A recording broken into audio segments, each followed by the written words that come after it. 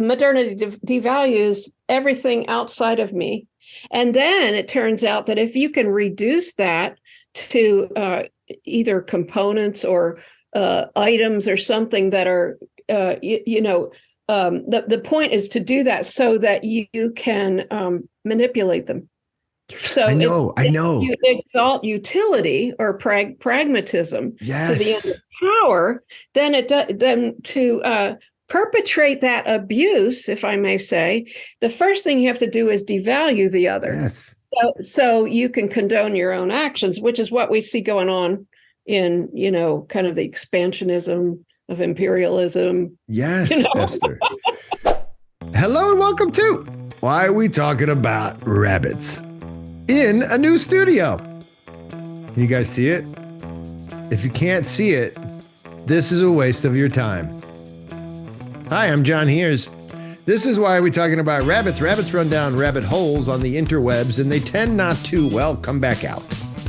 We don't talk about those. That's why. Why are we talking about rabbits?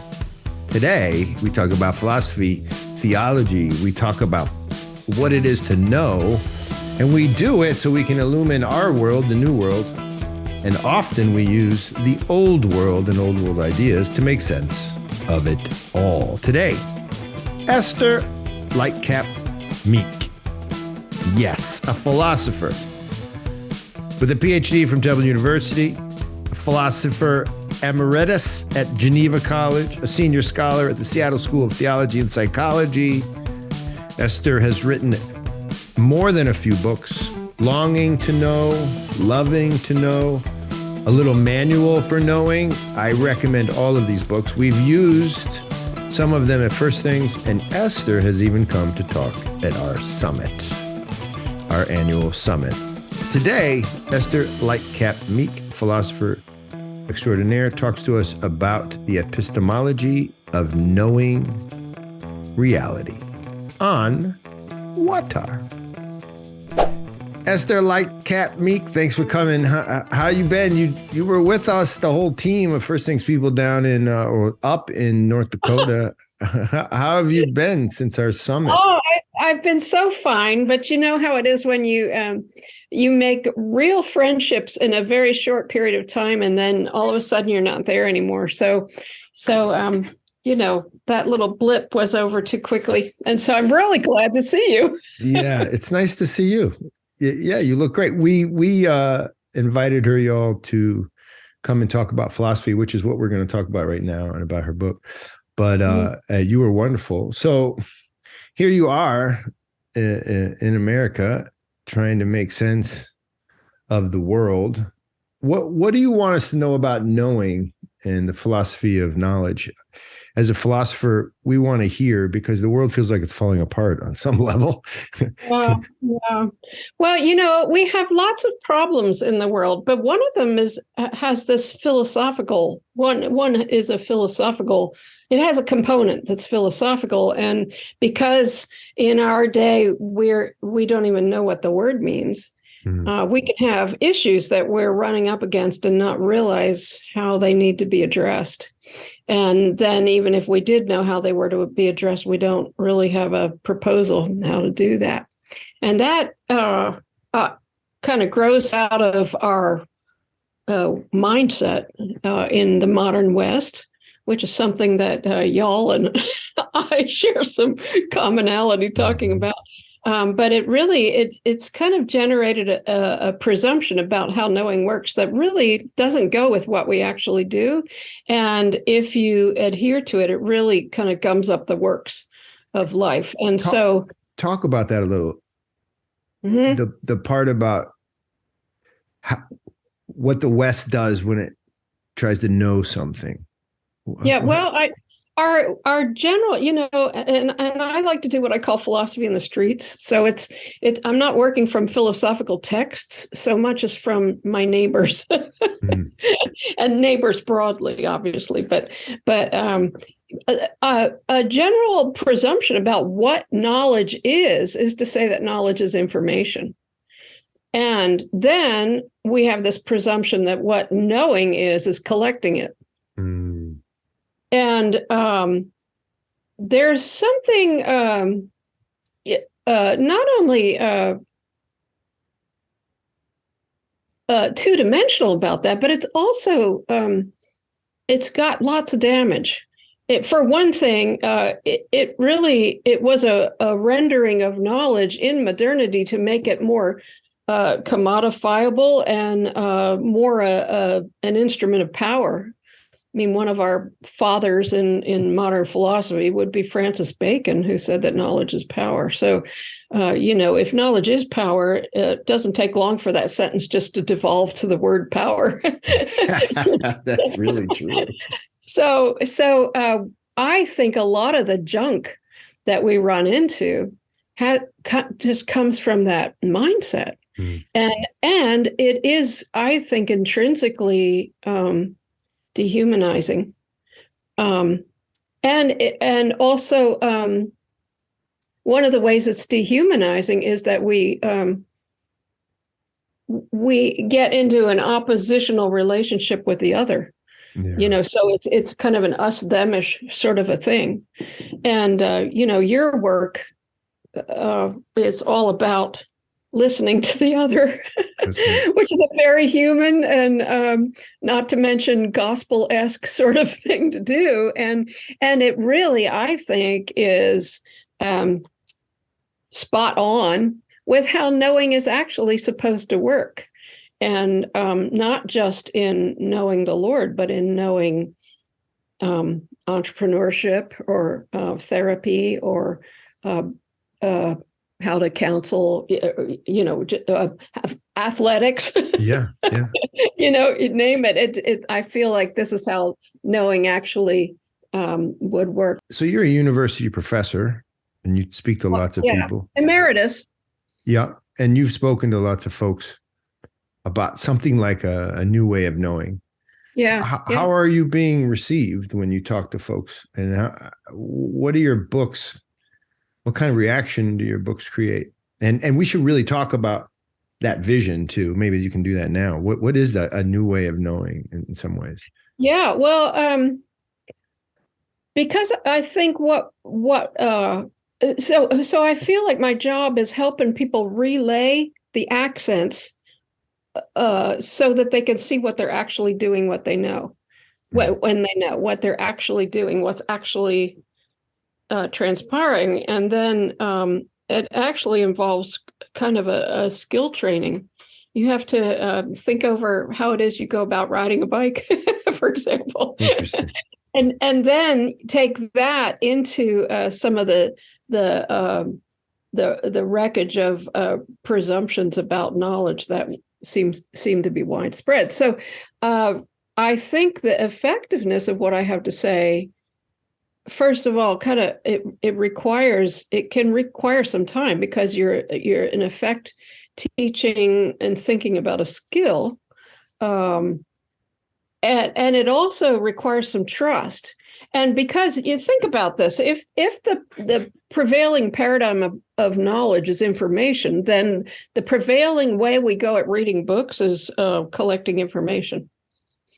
And so we just sit down with a book and we think, each sentence is going to give us more information. Right. It's a download. But, yeah. So, but my books, and thank you for having me on, because I'm trying to celebrate and mark the milestone of my first book, Longing to Know, which is 20 years old this year. But oh goodness, I forgot my train of thought. You have to kind of change the way that you go at book reading. All my books are meant to be transformative.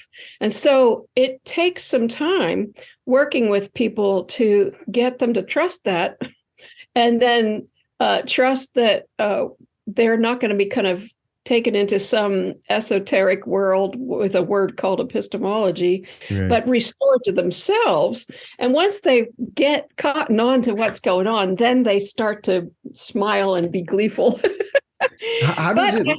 say, because the mindset is so prevalent, especially, still after 20 years and more, centuries even, this is an uphill battle. So you keep on having to talk about these things with people. So if we're trying to change something like acquisition of information and move away from that, what are we wanting to acquire in order to know properly? Or maybe we don't want to acquire. Like, talk to me about the training of it. What are we're getting rid of the acquisition of knowledge. What are we trying to put in its place in your world? Can we use the word paradigm? So if Sure. the paradigm of knowledge that we all kind of inhale in the water, no, I'm sorry, mixed metaphor, that is knowledge is information. That makes information the paradigm of knowledge, right? And we tend to think, science collects information better than anybody and but if you could shift the paradigm, which actually I do, especially in my second book, Loving to Know, to one of interpersonal relational encounter, and make that the paradigm where it's like we want to, which is more powerful? Is it knowledge is information or knowledge is transformation?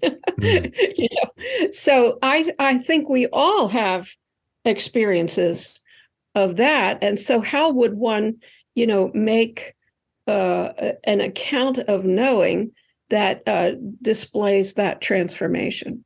And I have to say, and this is really developed more in Longing to Know than any of my other books. And that is, I learned this philosophical account of knowing from reading the work of Michael Polanyi, who died in 1976. He was a premier scientific discoverer at the beginning of the 20th century, and he kind of stepped away from science to save science by doing epistemology. And he said, if knowledge is information, no scientific discovery could ever happen, but it does.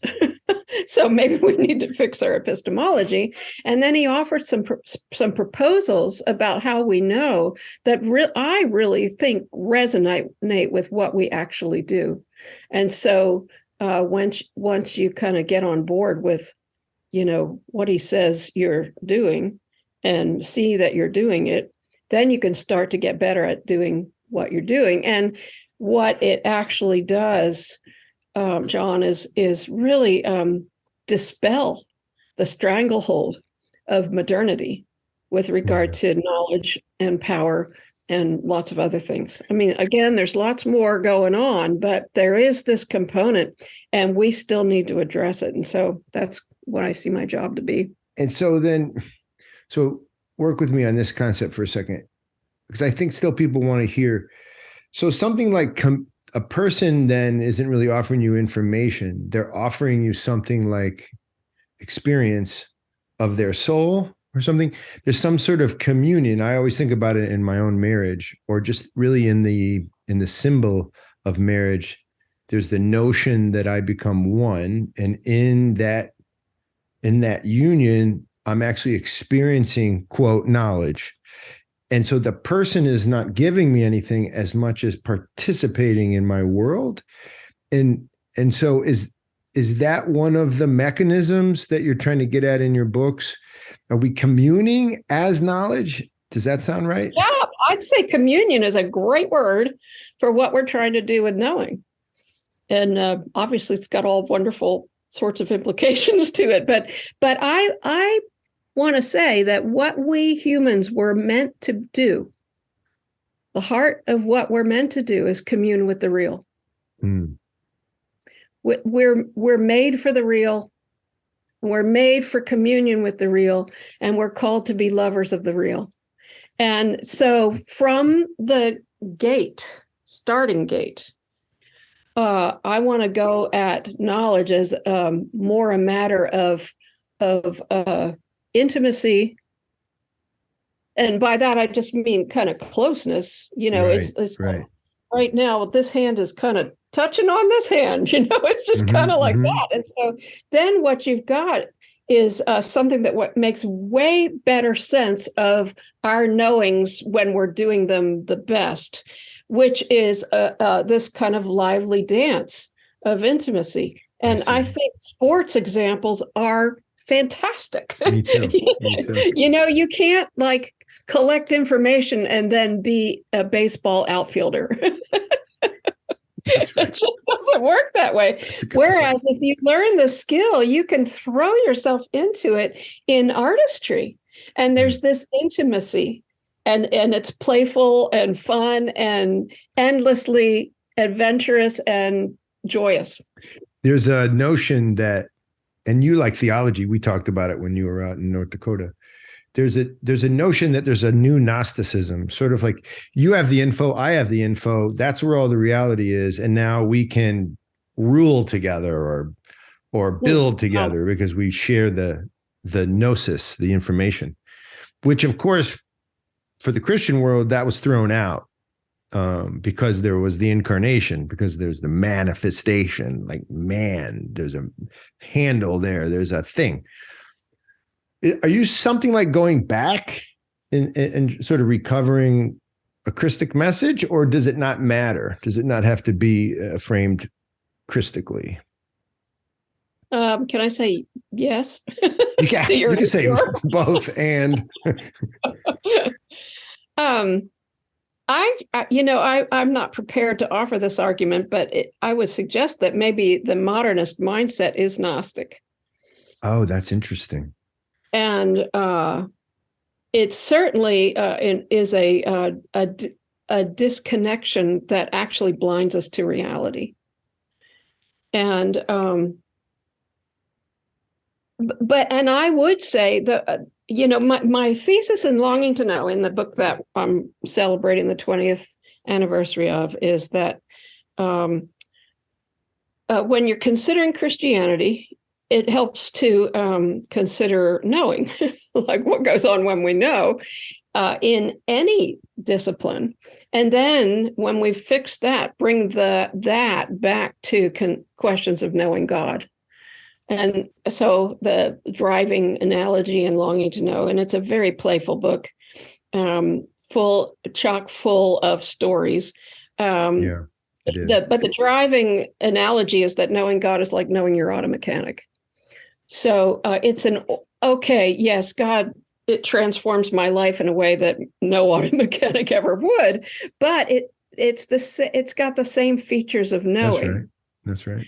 So when you look at how knowing works, and I just really kind of play that out as well as I can from what I learned from Michael Polanyi and apply it to knowing my auto mechanic and then to knowing God, what I found when I read Polanyi was it made sense of how I know God. Interesting. It just made sense of what I'm supposed to be doing as a Christian believer, knowing God. It just made a whole lot of sense. And that was not true with the kind of the inherited in the water. I had a similar experience. I think this happened to me after living in West Africa and the Georgian Republic. I never understood. I think I'm talking about the same thing as you are. I never understood why someone would light a candle or burn incense. And I started to realize that it was the embodiment, right? It was it was something like I could know God in my mind and recite, but I needed to lay hands and smell and touch. And there was definitely a dislocation there. I had been dislocated from the idea that God was in the stuff. Yeah. Yeah. There's God's something to that because, information is inherently disembodied. And that's kind of why we see it as transferable. If you're going to have absolute power and universal information, it has to be totally disembodied. And much so like then, the internet in some way. Oh, how about that? You're right. The internet is in our image in some way. So you've got to, but then how to have an account of knowing that deals in embodiment where your body is not an object, but right. As the phenomenologists say, body as subject. It's felt. It's a felt body sense. But I would say, liturgy and all of that is just a practice to get into in a subsidiary way, the clues that then open reality. Just like, and I'm going to revert to football, but I have in mind, people in practice that are, running with and putting their feet in tires, to make them learn to dance. Well, that's an embodiment that then enhances your skill to do the artistry on the football gridiron. That makes a ton of sense.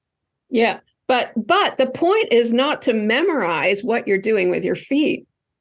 Right. The point is to develop that bodied artistry, and that actually opens up the world of possibilities. Which I think you talk about in more than one of your books, but Longing to Know, which is this bicycle analogy, right? Which is, it was so clear that no one's thinking about the knee to the foot to the pedal. It's not. It doesn't work like that, right? Right. And if you were trying to do that, the whole performance would grind to a halt. Which I think you said this to us too in your talk with our group, which is what happens when someone starts to hear themselves giving the talk. They start to see the lights and they start to hear their voice and they panic, right? And that's when the shutdown happens. Stage fright would be an example. Or, tennis players overthinking their game, whatever that is. Right. Yet another sport. But now you're making me nervous. You're making me nervous because. Well, and think about this. If you're going to talk about the bike and, about biking, and, what happens is when you gain the skill, your body starts to make sense in terms of the bike, and the bike makes sense in terms of your body. And in my case, my dad's authoritative guide yelling balance starts to make sense in connection with those two. That's the 3 sectors of clues I talk about in Longing to Know. And they all come together and you body them forth, and then you're riding and the world comes to you in so many bike path possibilities. Right. But what the modernist mindset, the modernist paradigm would be you looking down at your foot on the pedal. It would be thinking about yourself, right? Right. In other words, you're focusing on, and this is what Polanyi said, if you revert to focus on what you ought to be subsidiarily indwelling, relying on as clues toward a farther pattern, if you revert to focus on it, it takes the entire pattern away. And so what we've got in modernist epistemology is a paradigm that blinds us to, disconnects us from reality. And so this would make me believe, and for people out there that know philosophy, and people who don't, maybe we can frame it. It feels like you would not like the Cartesian worldview. Descartes is not high on your list of philosophers. Does that sound right? Well, and, confessions here, what got me started on this was when I was 13, somehow I found that I had inhaled the Cartesian view. Yeah, me too. I'd gotten it from no sermon or whatever, but it seemed obvious to me. Interesting. And for that reason, I fretted that I did not have proof for the thing I most needed proof for, which is that there was something outside my mind. Do this for me. This is a little controversial, but not really. Many philosophers are men. Do you think your womanhood, your femininity helps you claim this kind of philosophy and this worldview? Or do you think that's less important than maybe we'd want to make it today? Yeah, I'd like to make it less important. However, I've done a lot in my later work, thinking about the philosophical development of the infant in the delighted, rapturous gaze of the loving mother. Mm. And wow. Descartes' mother died early. Is that right? So, and I don't think a mother has to be a female. I mean, in Peter Pan, wasn't it a dog that they called Nurse? So, I mean, your best friend in some way mothers you, or your spouse or whatever. But it's like the rapturous gaze of the loving other in whose eyes you can see yourself. And that is fantastically sophisticated, but absolutely ordinary, everyday reality. Which may be the mark of reality, which is it high and low together, right? Or a better way is reality seems to be in the paradox. It's always both, and the reality is halfway between man and woman somehow, in many ways. And I tend to avoid the categories. We're human persons, and I talk to human persons. Hi, everybody. First Things Foundation, John Heers, bringing you an accent for reasons unknown. That's right. This actually is my commercial voice. www.first-things.org. Go there now for merch. That's right. This is a merch store commercial.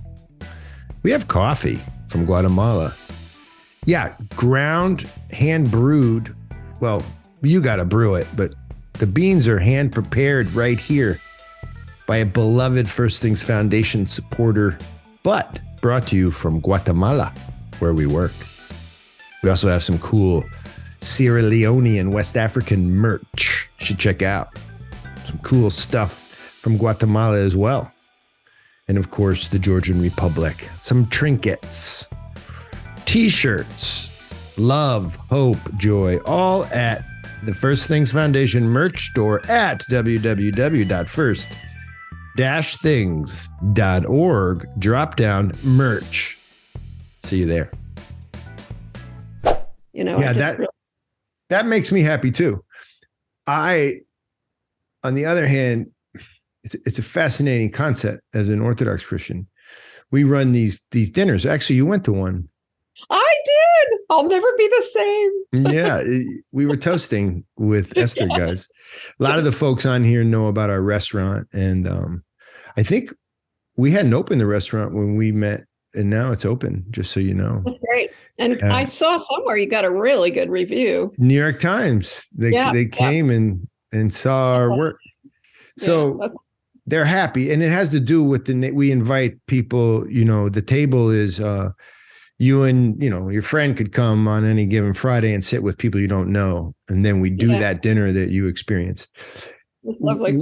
What the Georgians taught me was that Tamada is a man. Now, we can get into this or not, but it's very fascinating because at our restaurant now, because of the culture and because we're in America in 2023, we have women who are very interested in being Tamada. And so I don't know how to honor that table properly, but we have women Tamada. And I will say this, the tenor of the table is different. That doesn't mean that our natures are fundamentally different. That's not what I'm trying to argue, but I think they might be.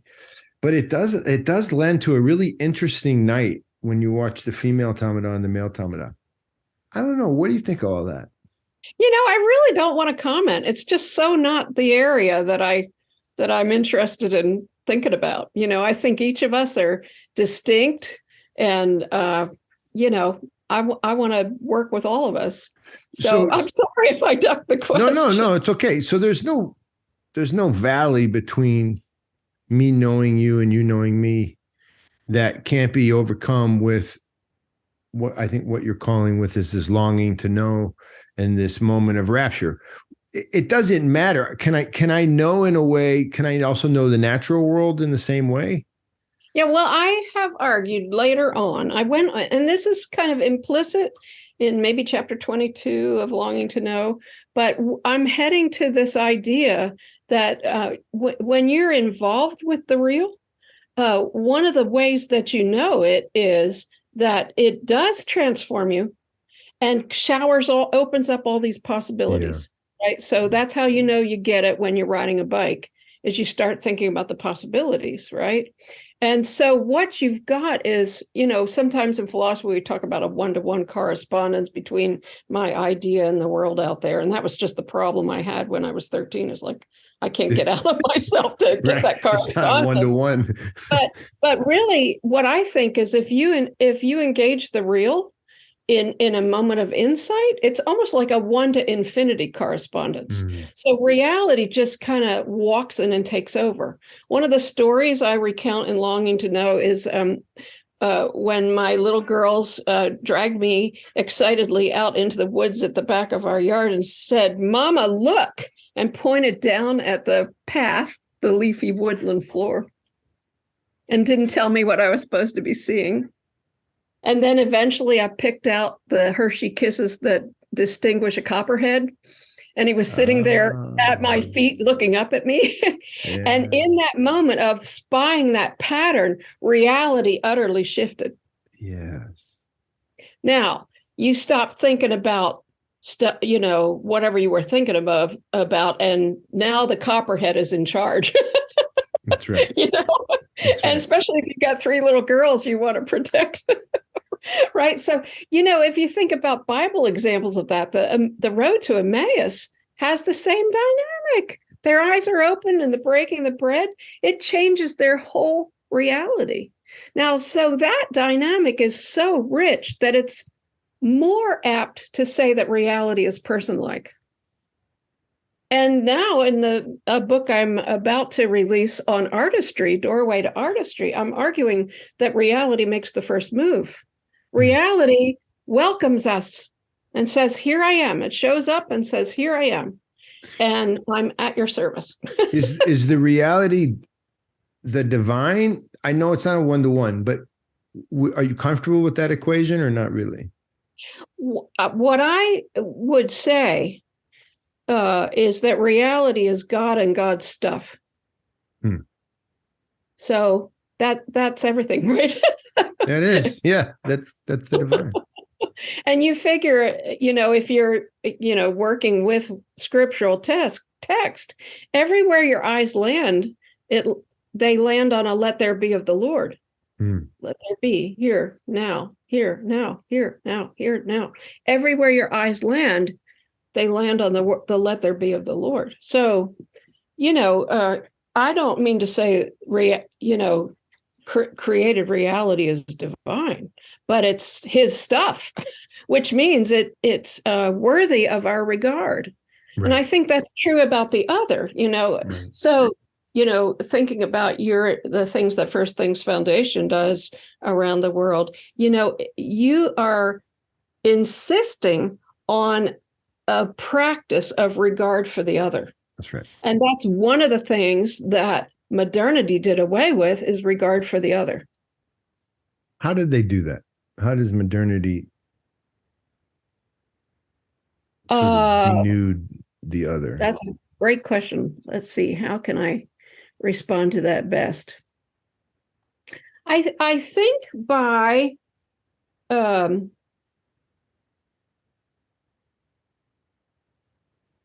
that was a great question. I'm gonna have to think about this. Well, John. I was thinking because an answer was emerging. I think when we ask questions, usually there's something like an emerging answer. I'll throw this your way.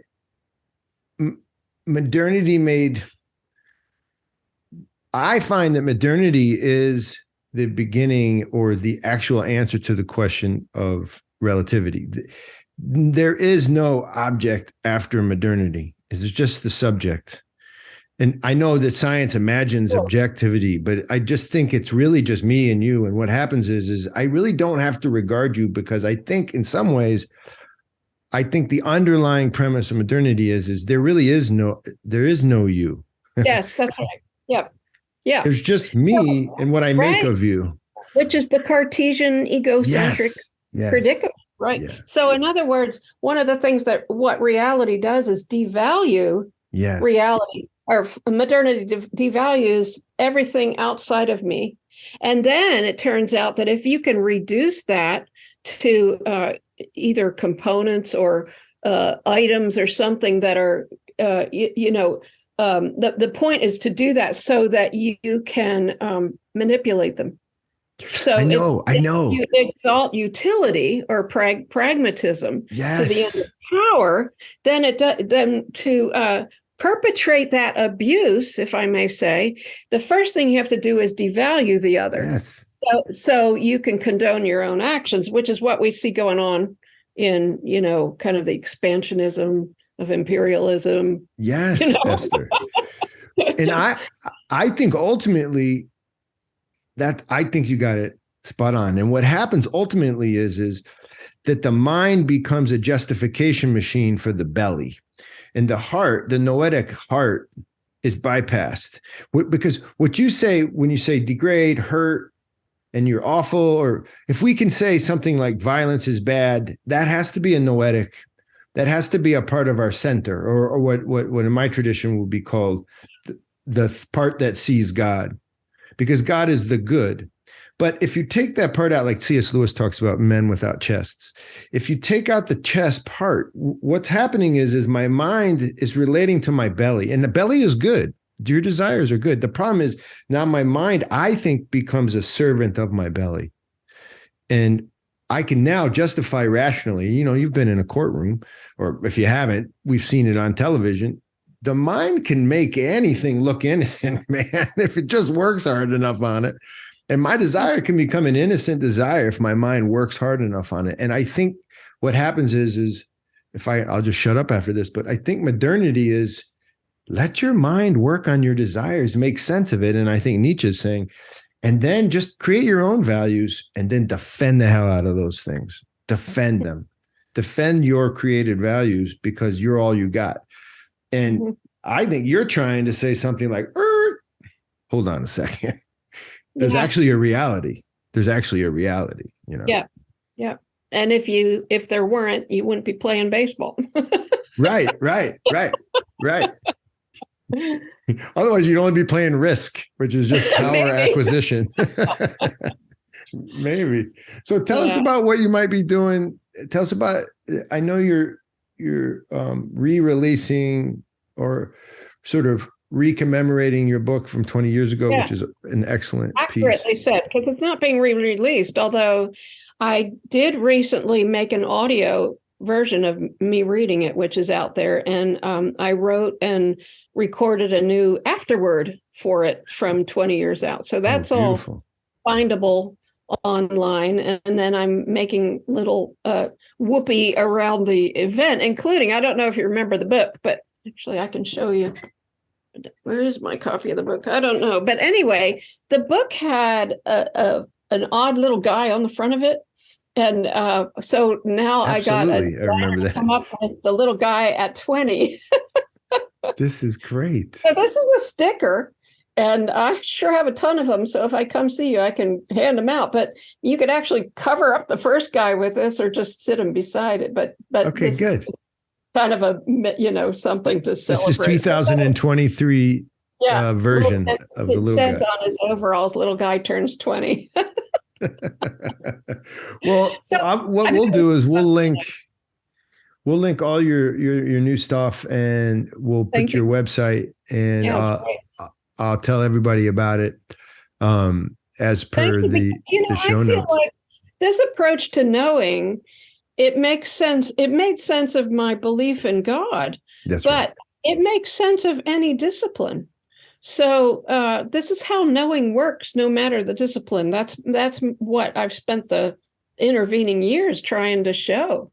And so I love to talk to people in business or sports, or as you see, there's just, if I get them talking about how knowing is actually going on, then I can identify the features of knowing. Well, we came across you.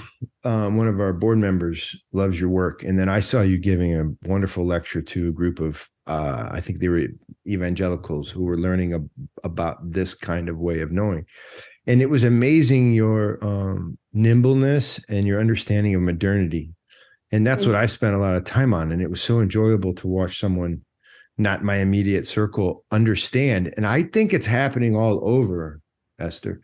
I think your books are really important in this subculture of awakening. I hope so.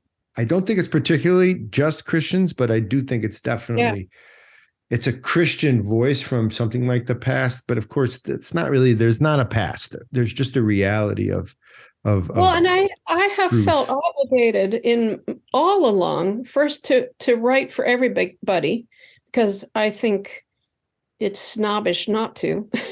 Like you haven't finished your work if you can't express it for everybody. Mm-hmm. But then also in part of my regard for the other is, I want to speak and write hospitably with respect to the yet to be believer too. Sure. So I don't want to come out ever with insider talk, even with respect to Christianity. And I do feel, John, that our Christian heritage alone makes sense of that, right? You mentioned the incarnation. We can also mention the Trinity. There's a freedom to love and be involved with the other, not to mention a mandate. That's right. Good point. It's distinct. It's to the point where, it doesn't have to involve talking about Jesus, though in your involvement, there's this implicit witness. So when you guys go do the sacrifice thing and go off, when creation begins with sacrifice, and then it ends up with a feast. I mean, all of that is like, for you, it's a screaming pointer to the reality of God. You don't have to tag on, oh, by the way, do you see da da da da? It should speak for itself. And along the way, it's respectful to honor the other, to listen to the other and to honor the other. You are a joy. You may have just said right there, can I clip you? That may have been the most clearly said thing that I can't say. Thank you. Because there is this internal battle within my soul, but also even within our organization about saying it. And I think I'm in your camp, which is, we said it. Remember when we went there and listened, learned the language, and then through the feast, and they're like, no, say it. Yeah. I'll say it, but anything wrong with, I don't think we should necessarily hide it. Although I do feel like a lot of people right now are just really, really sensitized to some presumptions about God. Yes, salvation conversations are weird in 2023. Yeah. But, I'm not going to deny that I love Jesus. Right. Oh, come on. I'm not doing that. But are glaring that it better be enacted. I always say this. I'm not going to deny that I love Jesus, but I'm also going to wait till you ask me, because I think I want to be asked. We have as you do too, as everyone does, there's always a sacred space. And, I don't just come at you with, hey, last night, my wife and I, there's certain things you just don't need to share with people. But when you see that they're in pain and they want to know that thing about why your wife and you are happy, let's say, you got to tell them.